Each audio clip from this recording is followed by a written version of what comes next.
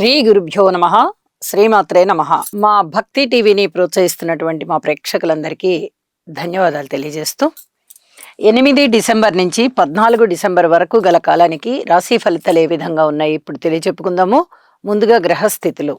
వృషభంలో వక్రించిన గురువు, అలాగే కర్కాటకంలో వక్రించిన నీచలో ఉన్న కుజుడు, కన్యలో కేతువు, వృశ్చిక రాశిలో రవి బుధుని వక్రత, మకర రాశిలో శుక్రుడు, కుంభరాశిలో శని చంద్రులు, అలాగే మీన రాశిలో రాహువు.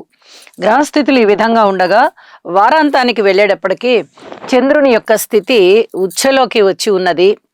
ఈ ఒక్క మార్పే గ్రహస్థితుల్లో జరిగి ఉన్నది అని చెప్పి తెలియజేస్తూ ఉన్నాను. ఇక గ్రహ సమ్మేళనాల యొక్క ఫలితాలు ఏ విధంగా ఉన్నాయి అంటే, శని చంద్రుల యొక్క కలయిక మానసిక ఒత్తిడిని బాగా సూచిస్తూ ఉంటుంది, అలాగే సర్పదోషాన్ని కూడా సూచిస్తూ ఉంటుంది. దీనికి తగిన విధంగా యోగా చేయడము, పుట్టలో పాలు పోయడము, ఇలాంటివి పరిహారాలు చేసుకోవడం చాలా మంచిది. అలాగే రవి బుధుల కలయిక బుధాదిత్య యోగాన్ని తెలియజేస్తూ మంచి ఫలితాలను ఇస్తూ ఉంటుంది. ఆల్మోస్ట్ ఆల్ అన్ని రాసుల్లోనూ రవి బుధులు మంచి ఫలితాలే ఇస్తారు. అయితే కొన్ని వ్యతిరేకతలు ఉంటాయి కాబట్టి బుధ ఆదిత్య యోగానికి గాను ఫలితాలు తక్కువగా ఉండబోతాయి. కాబట్టి ఇక ఆదిత్య హృదయ పారాయణ, విష్ణు సహస్రం పారాయణ చాలా చాలా మంచివి.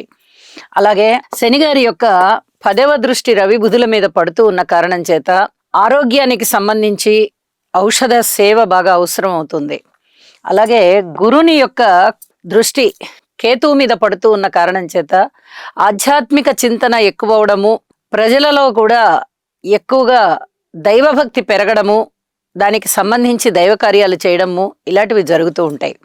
ఇక గురుని యొక్క 7వ దృష్టి రవి బుధుల మీద పడుతూ లాంగ్వేజెస్ కి సంబంధించి గాని లేదా కార్యనిర్వహణ శక్తికి సంబంధించి గాని చక్కటి ఫలితాలు కనిపిస్తూ ఉంటాయి అని చెప్పి సూచన చేస్తూ ఉన్నాను.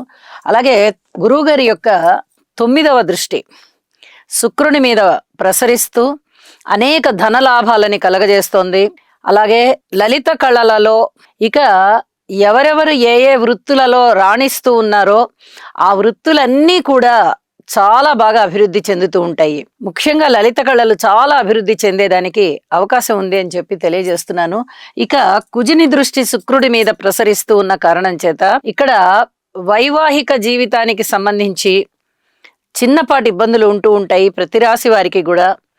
అలాగే ప్రేమికులు ఎవరైనా ఇంకా మేము ప్రేమలోనే ఉన్నామండి, ఇంకా వివాహం చేసుకోలేదండి అనేవారికి కొన్ని ఇబ్బందులు కనిపిస్తున్నాయి.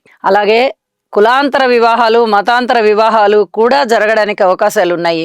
ఇక కుజుని 8వ దృష్టి శని చంద్రుల మీద ప్రసరిస్తూ ఉన్న కారణం చేత ఆపరేషన్స్ కి ఎక్కువగా అవకాశం ఉంటూ, రక్తస్రావం జరగడానికి ఎక్కువగా అవకాశం ఉంటూ, దెబ్బలు బాగా తగలడానికి అవకాశం ఉంటూ, భూమి తగాదాలకు ఎక్కువగా అవకాశం ఉంటూ, కోర్టు కేసులకు ఎక్కువగా అవకాశం ఉంటూ ఇలాంటి ఫలితాలని సూచిస్తూ ఉంటుంది. అయితే వీటన్నిటికీ పరిహారాలు ఉన్నాయి. జ్యోతిష శాస్త్రం ప్రతి చిన్నదానికి పరిహారం చెప్తోంది. తప్పనిసరిగా నవగ్రహ స్తోత్ర పారాయణలు చెయ్యండి, ఇంటి ఎలవేల్పుని పూజించండి. అలాగే మీకు ఏ ఇష్టదైవం ఉన్నారో వారిని కూడా పూజించండి. మనస్సంతృప్తిగా ఉండడం అనేది చాలా చాలా ప్రధానం. ఈ వారం గ్రహస్థితుల విషయంలో చాలా జాగ్రత్తగా ఉండాలి, చాలా ఓర్పు కలిగి ఉండాలి అని కూడా సూచన చేస్తూ ఇక రాసుల్లోకి వెళ్దాము.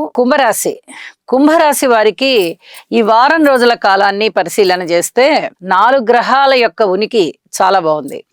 రాశిలో చంద్రుడు బాగున్నారు, షష్ఠ స్థానంలో కుజుడు బాగున్నారు, దశమ స్థానంలో రవి గారు బాగున్నారు, వ్యయ స్థానంలో శుక్రాచార్యుల వారు బాగున్నారు. అయితే వీరు కలహాలకి దూరంగా ఉండాలి. ఇంటిలో సమిష్టి కృషి జరగడానికి కాస్త ప్రత్యేకమైనటువంటి పద్ధతుల్ని పాటించాలి. మాతృవర్గ రీత్యా ఓర్పు కలిగి ఉండాలి, దుఃఖాన్ని జయించాలి. ఏదో ఒక విషయంలో మీకు దుఃఖం కలగడానికి అవకాశం ఉంది, దాన్ని జయించడానికే ప్రయత్నం చెయ్యండి. అలాగే సంతాన రీత్యా ఓర్పు కలిగి ఉండాలి. వివాహాది శుభకార్యాల రీత్యా కూడా ఇంకా కొంచెం ప్రయత్నాల్ని ముందరికి తీసుకొని వెళ్ళాలి. రాజకీయ నాయకుల విషయంలో అధికమైనటువంటి ఫలితాలు కనబడబోవడం లేదు, సాధారణంగా ఉంది ఫలితం. అలాగే ఆరోగ్య విషయంలో ఈ చర్మ వ్యాధులకి సంబంధించి జాగ్రత్తగా ఉండాలి. అలాగే దూర ప్రాంత ప్రయాణాల విషయంలోనూ అదే పరిస్థితి కనిపిస్తోంది. పిత్రార్జితాల విషయంలోనూ ఓర్పు కలిగే ఉండాలి. ఇక ఉద్యోగ జీవితంలో మటుకు చాలా అద్భుతమైన ఫలితాలు ఉన్నాయి.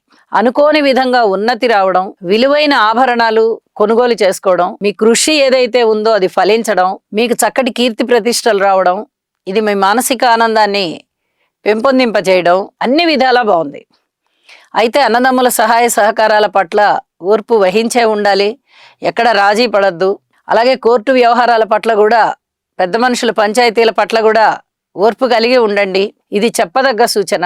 అనుకోని విధంగా వచ్చేటటువంటి రుణం ఏదైతే ఉందో ఆ రుణము అసలు రాదు అనుకున్న మొండి బాకీ అన్నమాట, అది ఇప్పుడు వసూలయ్యి మీకు చాలా ఆనందాన్ని తెచ్చిస్తోంది.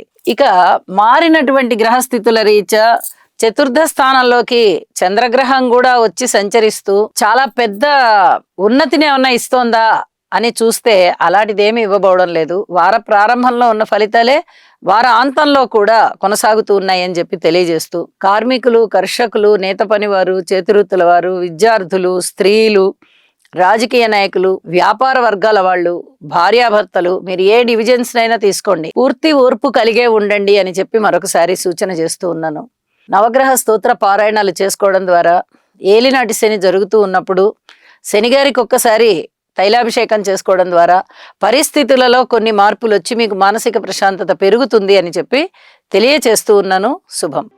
ఈ రాశివారు నవగ్రహ ధ్యాన శ్లోకం అయినటువంటి ఆదిత్యాయ చ సోమాయ మంగళాయ బుధాయ చ గురు శుక్ర శనిభ్యశ్చ రాహవే కేతవే నమః అనే మంత్రాన్ని ప్రతినిత్యము పఠించడం ద్వారా లేదా వినడం ద్వారా మీకు మరింత మేలు జరుగుతుంది. అలాగే మీ మనస్సంకల్పం ఏదైతే ఉందో అది సిద్ధించే అవకాశం ఉన్నది.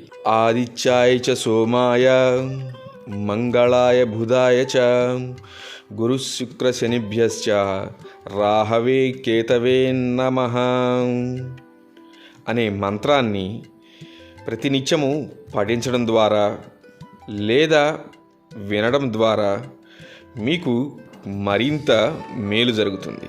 అలాగే మీ మనస్సంకల్పం ఏదైతే ఉందో అది సిద్ధించే అవకాశం ఉన్నది.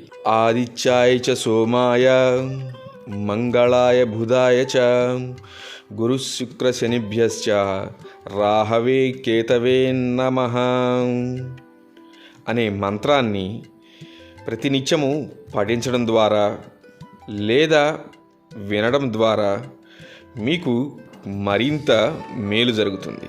అలాగే మీ మనస్సంకల్పం ఏదైతే ఉందో అది సిద్ధించే అవకాశం ఉన్నది.